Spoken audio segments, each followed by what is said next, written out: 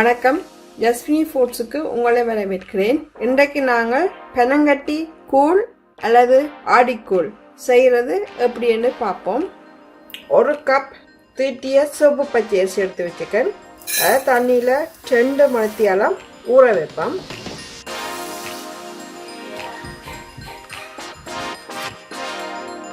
ஏற்கனவே 2 மணித்தியாலத்துக்கு ஊற வைத்த அரிசியை நல்லா கழுவி எடுத்துருக்கேன். அதில் இருக்க ஈரத்தன்மையை போக்குறதுக்காக ஒரு டிஷ்யூவில் கொஞ்சம் நேரம் காய விடுவோம்.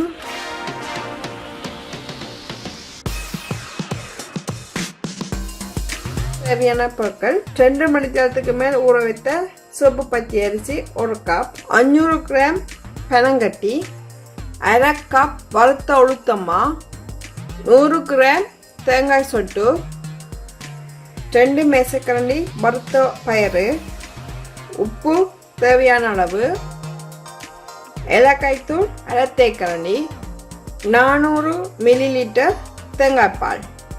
இவ்வளவு பொருட்களையும் வச்சு எப்படி ஆடிக்கூழ் செய்கிறதுன்னு பார்ப்போம். அதுக்கு முன்னால் ஜஸ்வினி ஃபுட் சேனலை சப்ஸ்கிரைப் பண்ணாதவங்க சப்ஸ்கிரைப் பண்ணிக்கொள்ளுங்க. அப்போதான் நான் போடுற வீடியோக்கள் உங்களுக்கு உடனுக்குடன் வந்து சேரும். ஆடிக்கூழ் எப்படி செய்யறேன்னு வாங்க பார்க்கலாம்.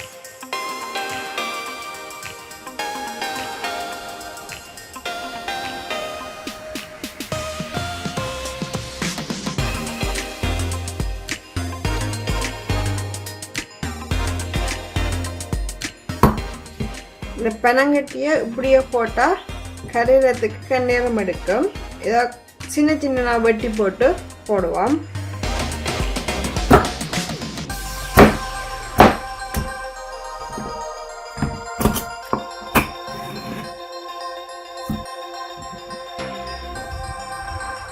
ஒரு சட்டியில் தண்ணியை விட்டு இந்த பெனங்கட்டியை கலைப்போம். 1 கப் தண்ணி இதுக்கு ஊற்றுறேன்.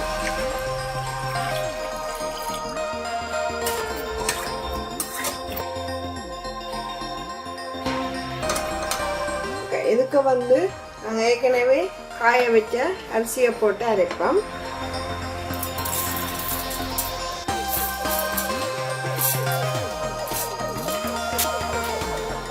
ஓகே, மூடி வச்சு அரைப்போம்.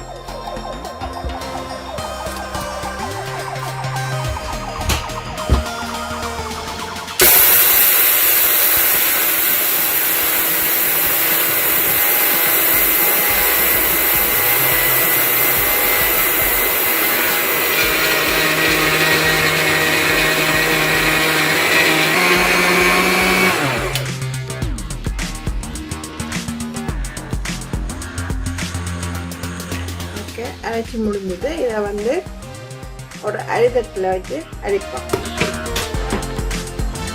சட்டிக்குள்ள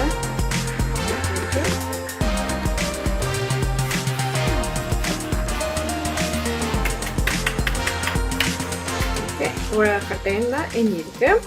இதுக்கு உளுத்தம்மாவும் உப்பையும் சேர்ந்து இதுக்குள்ள மிக்ஸ் பண்ணிக்கொள்ளுங்க.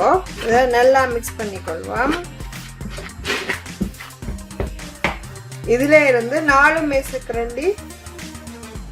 மேசக்கரண்டி மாவை செப்பரேட் பண்ணி எடுத்துப்போம்.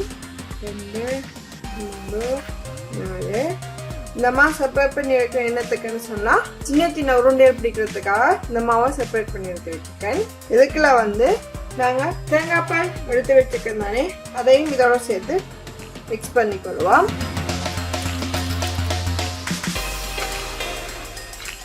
கட்டிவிடாமல்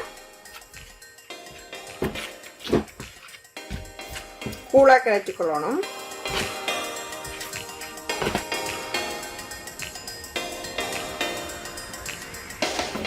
கட்டியல் இருக்கக்கூடாது.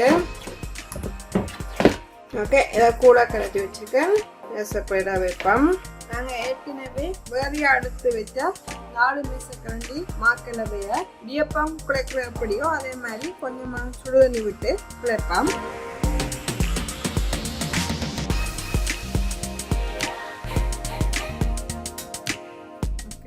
கலவை ரெடி ஆயிடுச்சு.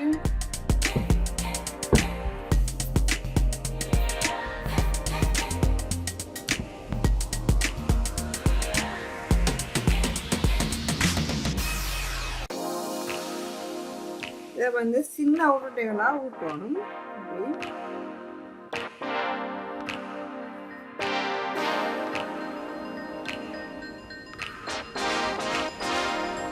உருண்டைகளெல்லாம் ஊற்றி முடிஞ்சது. வாங்க பனங்கட்டி கரைஞ்சிட்டா என்ன மாதிரி இருக்குன்னு பார்க்கலாம். ஓகே, பனங்கட்டியெல்லாம் கரைஞ்சிட்டுது.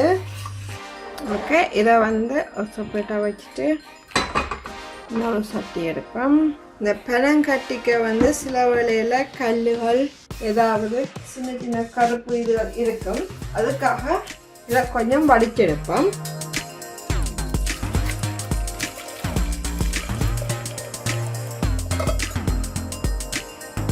இதில் கொஞ்சமாக சின்ன சின்ன கல்லுகள் இருக்குது. இதுக்குள்ள வந்து வறுத்து வச்ச பயிரையும் இதுக்குள்ள சேர்த்துக்கொள்வோம். அப்போ தான் கொஞ்ச நேரம் அவியும். ஓகே, ஒரு கொதி வந்தாப்புல வந்துட்டு இதுக்குள்ள வந்து நாங்கள் உருட்டி வச்ச உருண்டைகளையும் இதோட சேர்த்துக்கொள்வோம். அதோட இந்த தேங்காய் சொட்டுகளையும் இதோட சேர்த்துக்கொள்வோம்.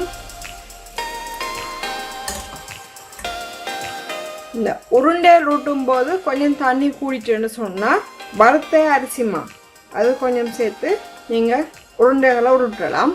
நான் வறுத்த பயிறு பாவிச்சுனா உங்களுக்கு விருப்பம் என்று சொன்னால் முழு பயிறு அதை கொஞ்சம் அவிய விட்டுட்டு அறுவல் நறுவலாக இருக்கணும். ஃபுல்லாக நசியக்கூடாது, அறுவல் நறுவலாக இருக்கணும்.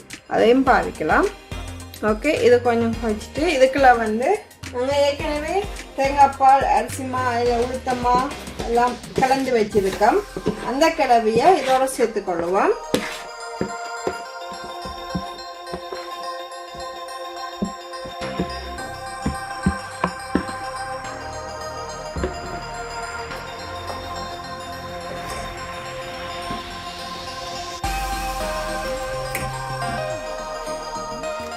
இதுக்குள்ள வந்து அரை தேக்கரண்டி ஏலக்காய் தூளையும் இதோட சேர்த்துக்கொள்வோம்.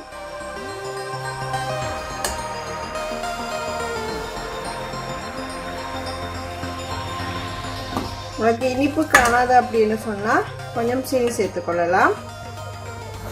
கொஞ்சம் கிண்டி கொண்டிருங்க, இல்லாட்டி அடி பிடிச்சிடும். ஆடிக்கூழ் ரெடி ஆயிடுச்சு. நீங்களும் உங்களோட வீட்டில் செய்து பாருங்க, எப்படி இருக்குன்னு சொல்லி கீழே இருக்கிற கமெண்ட் செக்ஷனில் கமெண்ட் பண்ணுங்க. உங்களோட ஃப்ரெண்ட்ஸுகளுக்கு ஷேர் பண்ணுங்க, லைக் பண்ணுங்க, சப்ஸ்கிரைப் பண்ணுங்க. மீண்டும் ஒரு புதிய வீடியோவுடன் உங்களை சந்திக்கிறேன். நன்றி, வணக்கம்.